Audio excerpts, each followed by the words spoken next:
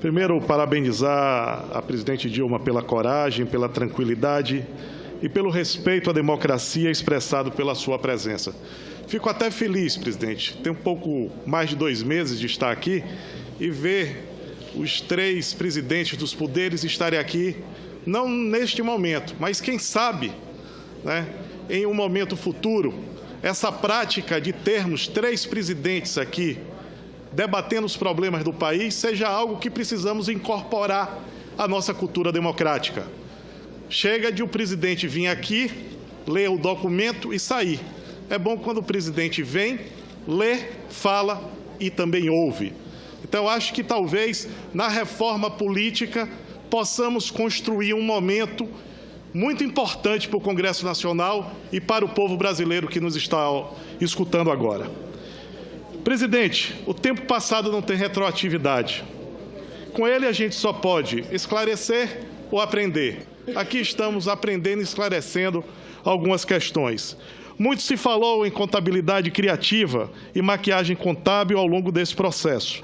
E é quanto a este ponto que faço o meu questionamento, por entender que transparência é uma coisa muito séria.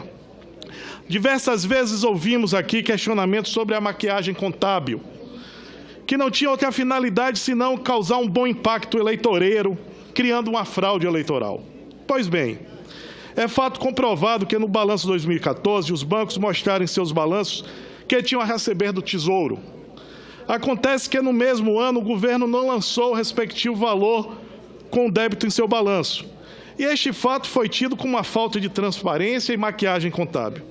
Pois, segundo alguns fazem crer, que mesmo se tratando de 2 balanços distintos, né, a questão da partilha dobrada não cabe nisso, um do governo, outro das instituições financeiras, a lógica deveria ser o credor lança o crédito e o devedor o débito. A senhora trouxe uma luz sobre isso, que era uma definição do Banco Central. Gostaria que a senhora fizesse um pouco mais de esclarecimento sobre essa questão, como deveria ter sido esses lançamentos dos créditos dos bancos públicos. Sobre a questão dos 3 decretos, a senhora já disse que tomou todas as providências, ouvindo todas as instâncias.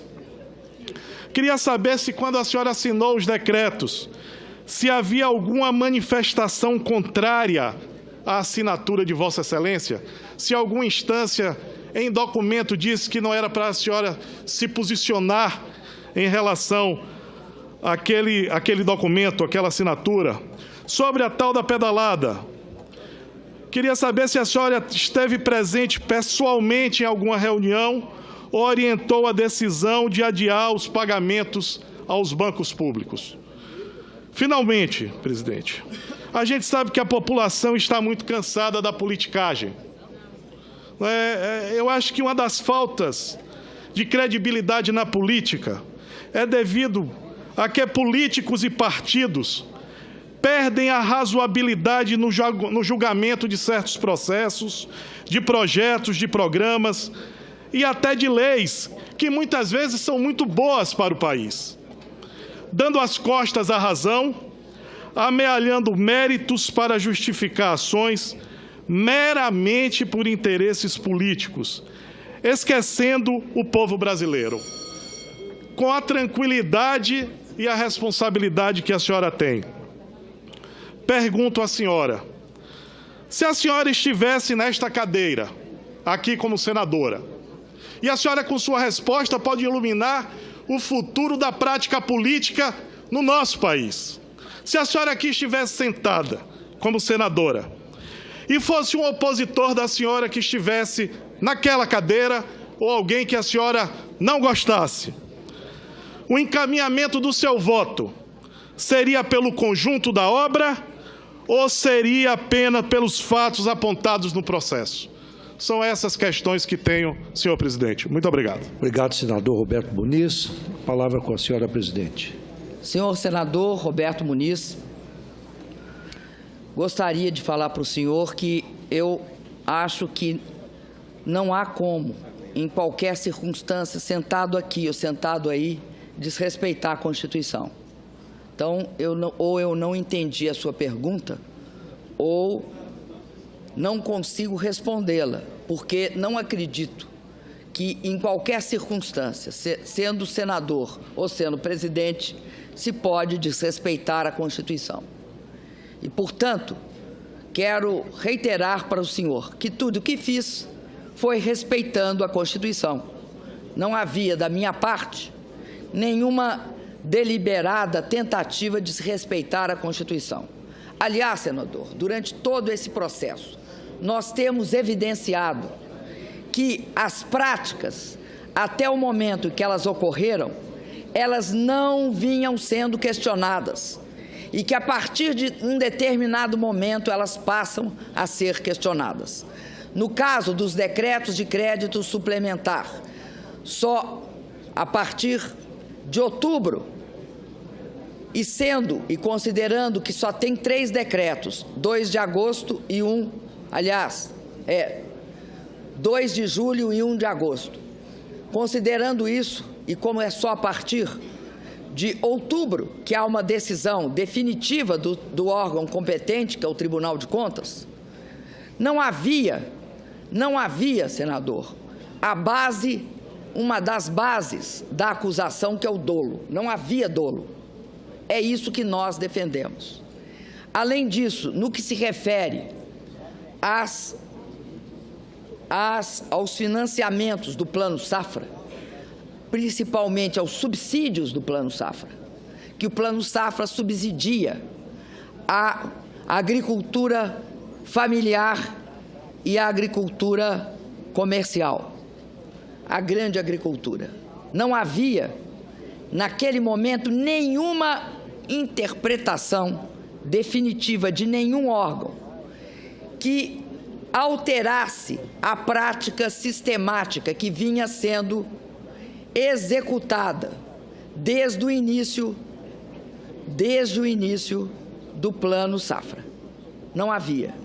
O que nós dissemos é que o momento em que se decidiu, em definitivo, no órgão colegiado do TCU, de forma diferente, nós cumprimos a decisão.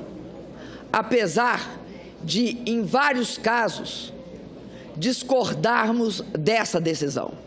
Mas, quando foi decisão do órgão colegiado, nós cumprimos a decisão. Por isso, senador, eu quero acreditar que a resposta ao senhor é que, sentada aqui ou sentada aí, eu acredito que a minha interpretação seria a mesma. Não há, senador, base para crime de responsabilidade nos atos praticados pelo meu governo.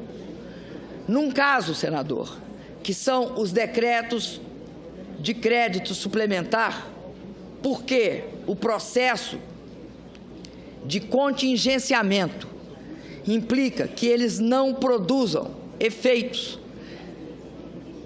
no aumento da despesa, que eles o que fazem é promover uma alteração entre diferentes rubricas. Quando uma sobe, a outra cai, necessariamente. O que nós tivemos de fazer foi uma alteração da meta. Por quê, senador? Porque houve um processo de desaceleração da economia ao longo do ano de 2015, muito mais forte do que todas as previsões feitas. Todas as previsões feitas. Começamos o ano com 0,8, passamos no meio do ano para menos 1,5 e fechamos em 3, pouco. Nesse processo, não houve dolo. Repito, não houve dolo. No caso das chamadas participações do governo no Plano Safra, da agricultura comercial e da agricultura familiar, nós tivemos uma situação ainda mais clara. Não há a minha participação. Quando tentam me responsabilizar, dizem que certamente eu tinha uma relação com o secretário do Tesouro, Arno Augustin, muito forte, e era isso que justificava que eu estava dando o endosso para ele. Ocorre, senador, que o senhor Arno Augustin não estava no governo em 2015 e, portanto, esta relação não pode ser alegada. E, até então, eu nunca tinha participado, até o momento em que se sabe que isso está sendo criminalizado, eu não participava da execução do Plano Safra. Nem eu, nem nenhum presidente antes de mim participou. Por quê? Porque era algo, pela lei, afeto ao Ministério da Fazenda, que, de fato, era o responsável por essa execução.